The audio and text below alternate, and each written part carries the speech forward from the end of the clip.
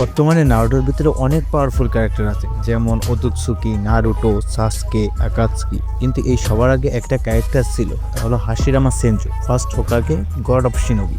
হাশিরামা শুধু স্ট্রং না, পুরো ওয়ান ম্যান আর্মি। তুমি শুধু এইটুকু ভাবো, মাদারার মতো মনস্টারকে হাশিরামা একবার না বহুতবার হারিয়েছে।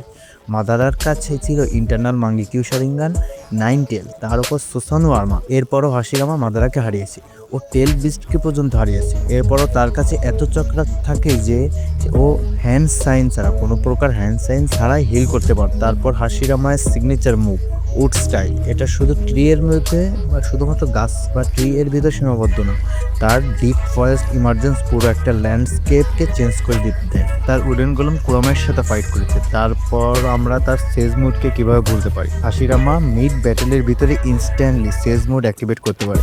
হাশিরামার কাছে কোনো টেল বিস্ট নাই, কোনো শারিঙ্গান নাই, বলতে গেলে হাশিরামার ডিএনএর উপরেই পুরো নারুটো ইউনিভার্স চলে।